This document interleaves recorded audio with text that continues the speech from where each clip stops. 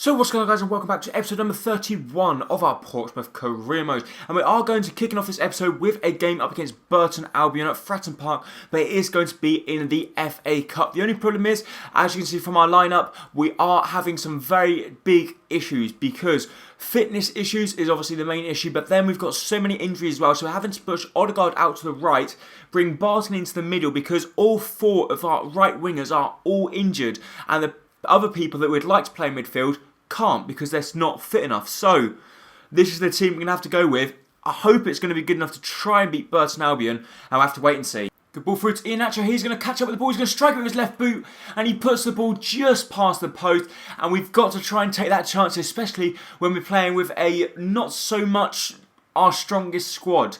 So I thought Iheanacho, with a player of his quality, should at least be making the goalkeeper pull off a save there. Good ball through to Martin Odegaard here. He has in fact run out of energy, but he's going to try and use his skill moves to cut inside, which he has done. Can Odegaard find the back of the net? He strikes it and it gets a good block on it, and the ball does in fact go out wide for a corner just before the half-time interval. Davies going to whip the ball in the box. Can Clark win the header? It does get clear out as far as a throw-in. So from the throw-in, we're going to try and find someone, but no one's coming for the ball.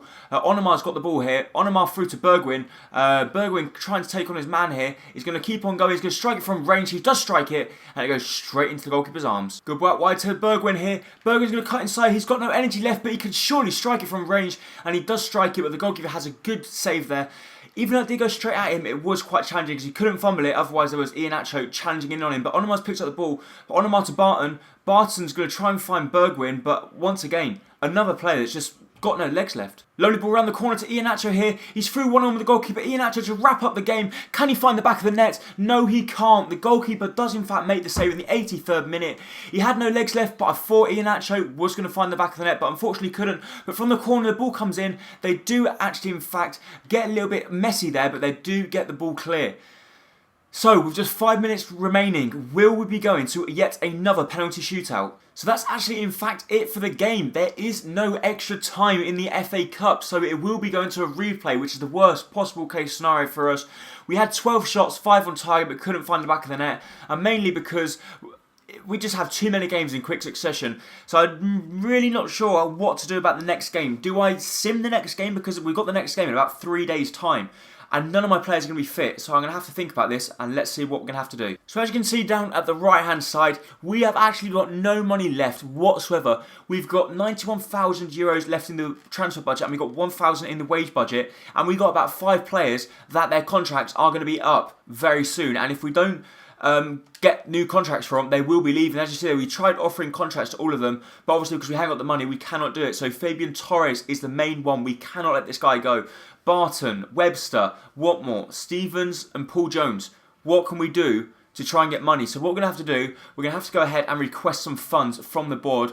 Do we request, well, do we win the league title? So the cup, we can say we're going to reach the semi. So I suppose the only thing we can do is basically ask for 750,000, which I do not think for 1 minute they're going to give us, but it's worth the try.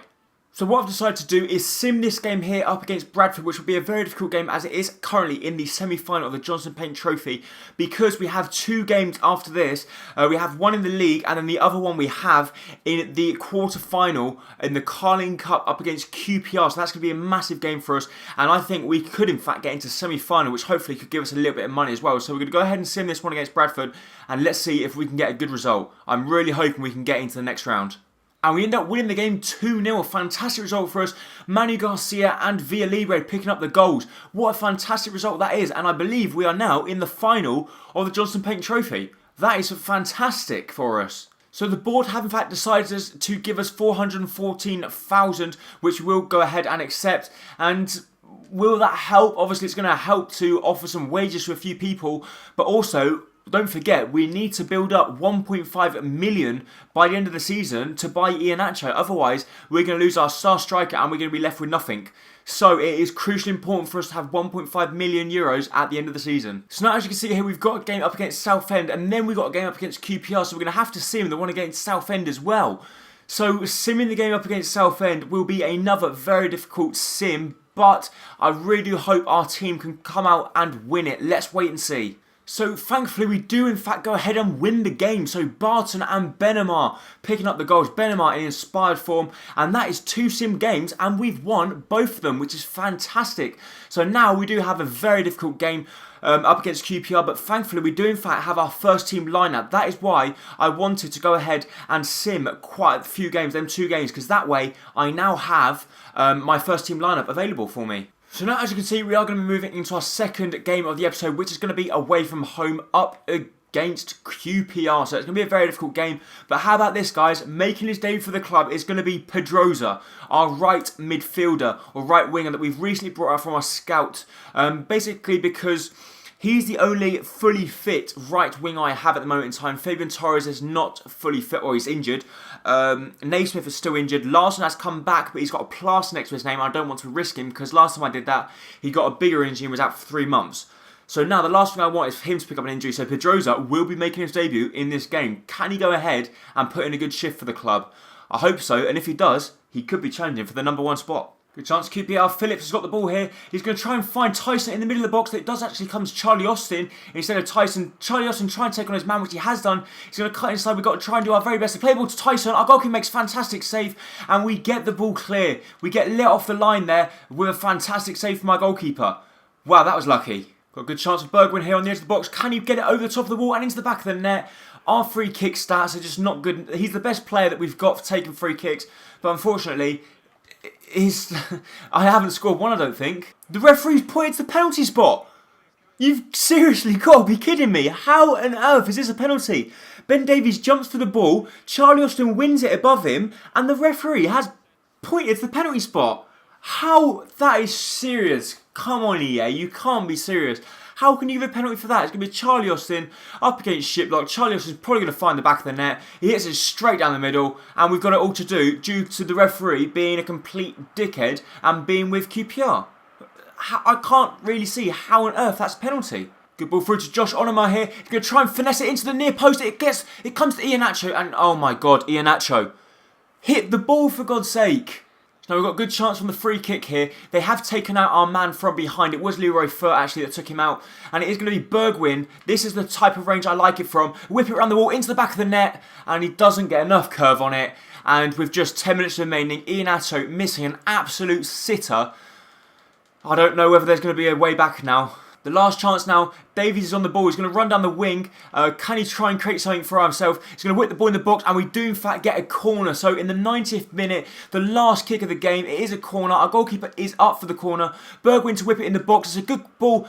Rob Green comes out. Can someone get there? It comes out wide. We get the ball back inside. Odegaard on it. Can Odegaard strike it? Odegaard hits it. It's a good block, and it goes out wide for yet another corner. If we score now, it will be saving our bacon. Bergwijn once again whipping the ball in the box. Not the best of ball. They're going to win that header. It's going to come out to Bergwijn. Bergwijn controls it. Bergwijn back in the box. Can we get a head on it? No, we can't. It goes out for yet another corner. So we're piling on the pressure here in the 90th minute. Bergwijn once again with another good ball in the box. Rob Green comes out, makes the punch. It comes to Ender Stevens. Ender Stevens trying to win it, which he does do, gives the ball away, and Ender Stevens has messed up our chance there, and we end up losing the game and going out of the cup thanks to an absolute ridiculous decision by the referee as he gifts, that's right guys, he gifts QPR a penalty. My man of the match, well, there wasn't really one, not a good performance from us there. As you see there, our right back and centre back, awful performances, and well, not good from us. Apart from the chance we had with Iheanacho, he pretty much fluffed his lines. All he had to do was basically pass into the back of the net, and we would have won. But I actually believe we could have won that cup, to be honest. As you see there, the only difficult sides were Arsenal, Everton and Huddersfield. And we could have got drawn Huddersfield and got into the final. You never know. But anyway, I hope I get a little bit of money, to be honest, because I haven't been getting given money. So I think... Oh, yes, we do. So just so I was saying it, we do in fact get given some money. Hopefully it's going to be quite a bit of money. Tournament prize when we get given 52,000. That is just so realistic. Fuck off here. So now we're going to move into our third and final game of the episode, which is going to be at home up against Rochdale. As you see there from our squad, it's not the best squad we could possibly put out, But good news for us now is that Larsson will be coming back into the starting lineup, and hopefully he can try and create something special and maybe try and get a little bit of a better form going, because every time he seems to be doing all right, he goes ahead and gets injured, which is a little bit frustrating. So Villa Libre, Larsson and Benema are going to be leading the line. Hopefully they can do a good job together. Oh, Barton! Barton has somehow beaten the goalkeeper from range with his left boot. It looks for certain that that was an absolute awful shot, and the goalkeeper goes ahead and lets the ball go in. I try the finesse with his right boot. He tries it with his left. It goes up and down. The goalkeeper can't get near it, and Barton has given us a lead, and I was very surprised. I thought that was never going in a million years. And we've scored an own goal. This is just getting from bad to worse in this game. These two very, very bizarre goals. How has this happened? They've tried to shoot. Our goalkeeper's tried to tip it over the bar, hits the crossbar, hits him on the head, and goes into the back of the net. You can't be serious, man. Larsson's depossessed man here. Larsson going to cut inside. He's going to keep on going. He's going to, on his left boot, he's going to strike it. He hits the post.